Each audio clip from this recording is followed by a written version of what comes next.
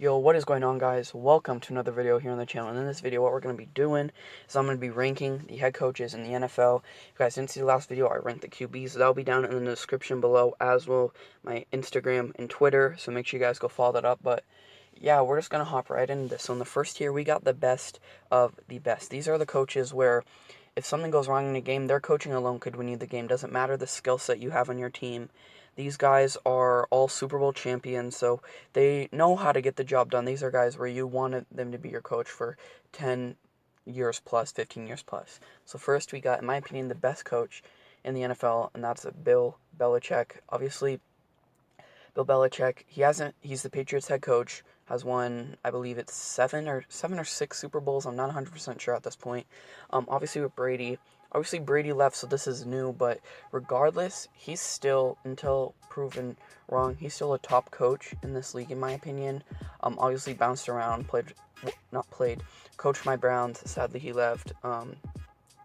Obviously, he also coached the Jets, but he quit, like, really quick, I'm pretty sure. So, yeah, first up, we got Bill Belichick. Second, we got the most recent Super Bowl champion. We got Andy Reid, head coach of the Kansas City Chiefs. And with Andy Reid, he's gotten a lot of flack. For the longest time, he was known as the coach where he's the best coach to never win the Super Bowl.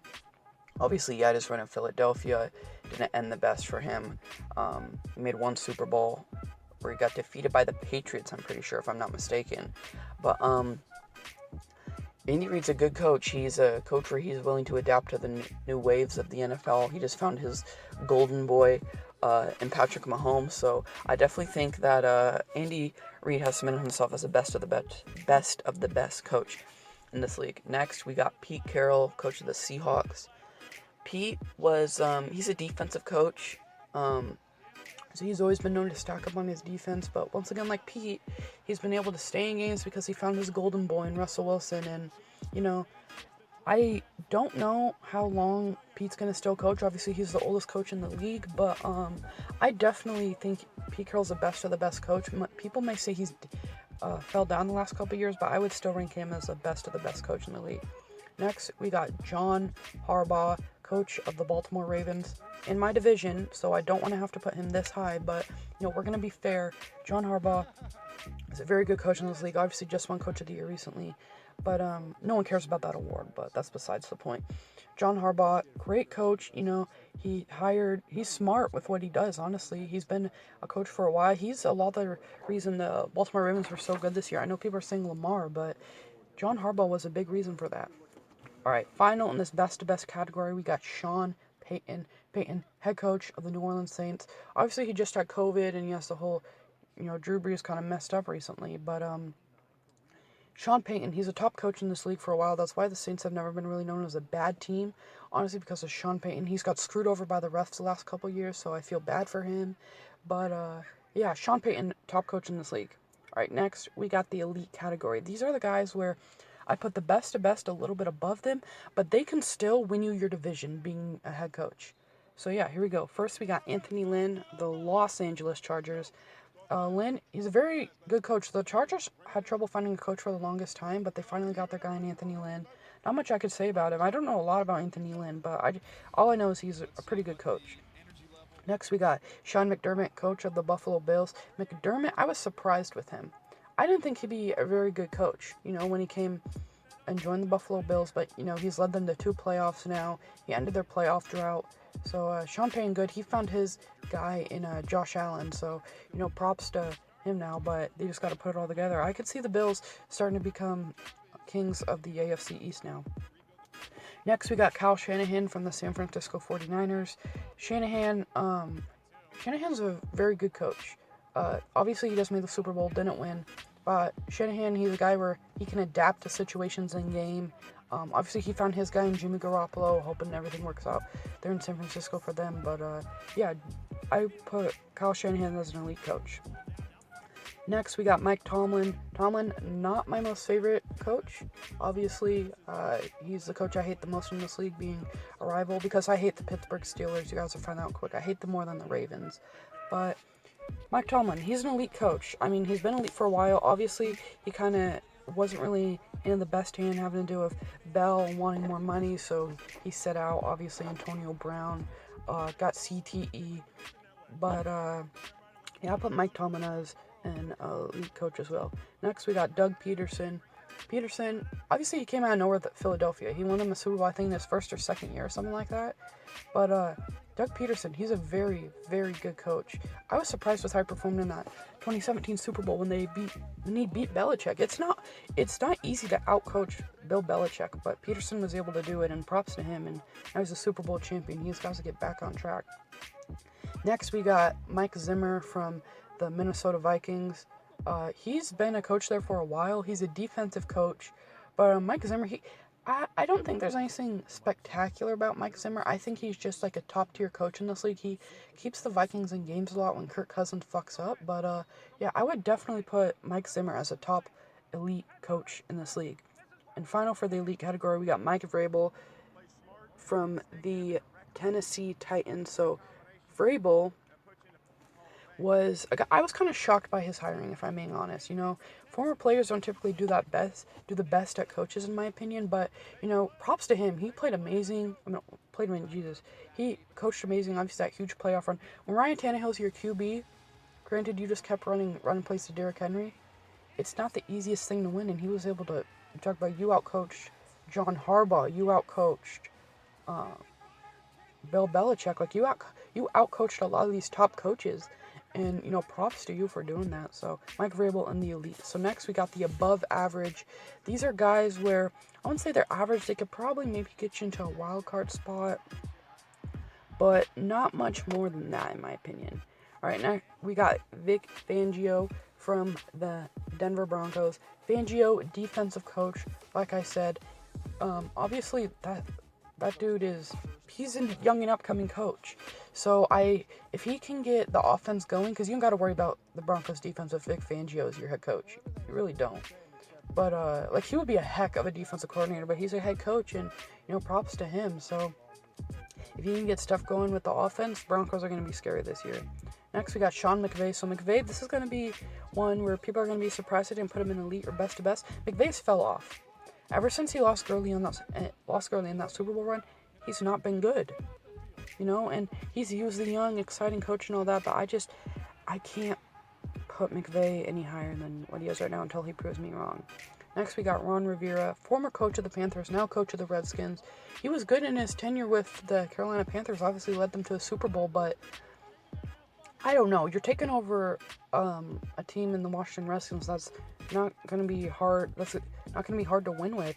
That will be hard to win with, excuse me. So it's not going to be the easiest task to do. So I can't put him in the elite either. Next, we got Matt Nagy. Nagy should be an elite coach. But when you have to deal with Mitchell Trubisky being a dumbass, you kind of got to be in the above category, if I'm being honest. Next, we got Frank Reich. So this one, I was thinking about putting in the elite. But I'm not really sure. I'm going to stick him here. With him, obviously, he lost his QB to retirement. He just got Phillip Rivers. So we're going to see. But he's not a bad coach, honestly. He's a top tier in the above category, in my opinion. Next, we got Bruce Arians. So Arians, I'm not going off of his Tampa Bay. I'm going off of his Arizona Cardinals tenure. Because Tampa Bay, he did 1 year. Jameis Winston was shit. Obviously, he has TB12 now as his QB. So that's definitely an upgrade. But, yeah, I just had to go off what he did with Arizona. He wasn't terrible with Arizona. Obviously, leading them to NFC Championship game. So that's not bad with old Carson Palmer. So, I would put him in the above category. Next, we got Dan Quinn from the Atlanta Falcons. So Quinn, once again, another one of these defensive coaches.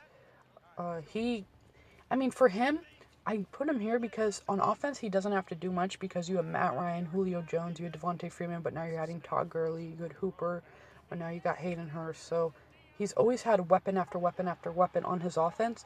So it's never been a situation where he has to worry about offense. So I don't think he's a bad coach, but I'm just going to put him in this above average.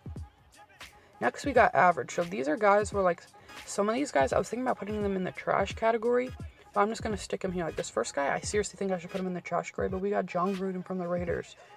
Gruden, he's one of those old school coaches who won't adapt to new change, so he's not interested. He makes weird picks. You talk about Cleveland Farrell last year.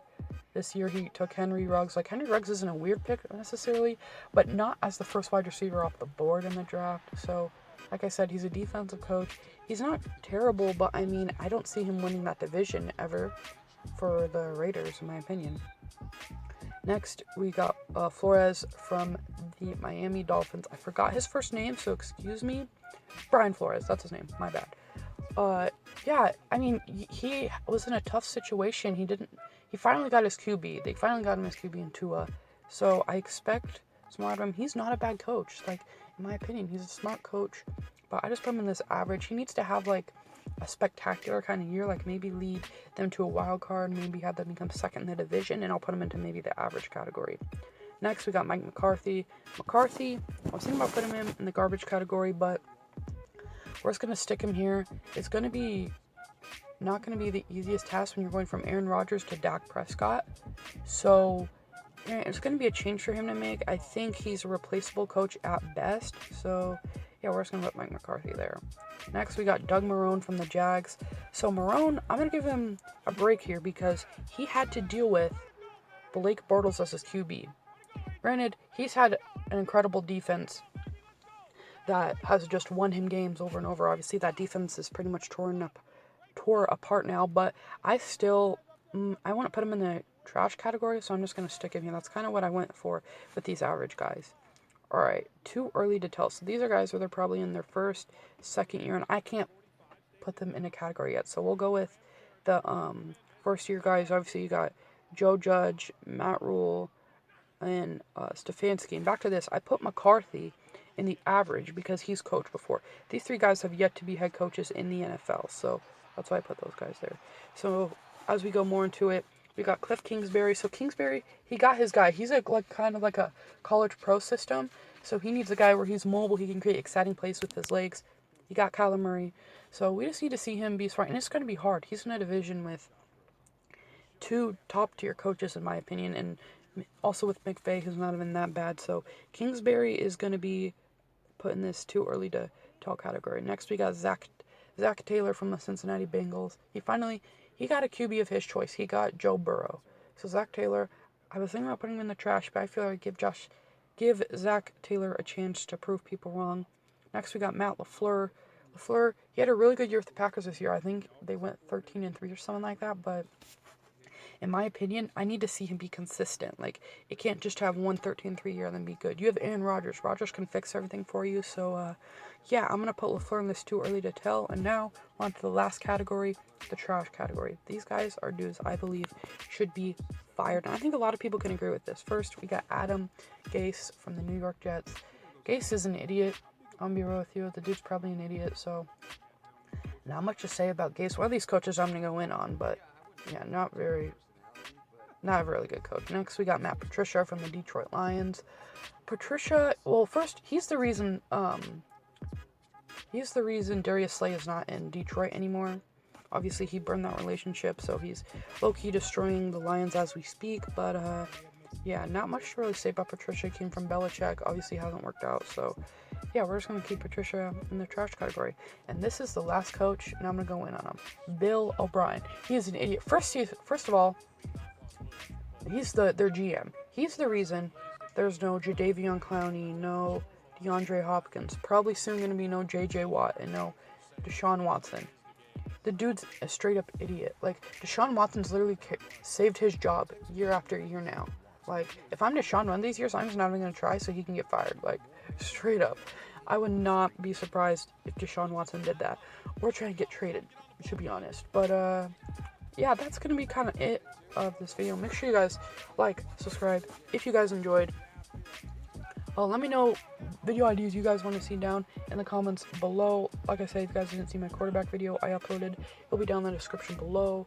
I want to say this before the video ends. I do not own any of the clips in this video. You know, I gotta say that for copyright reasons, but I do not own any of the clips in this video, this music or anything. That's always in the description too.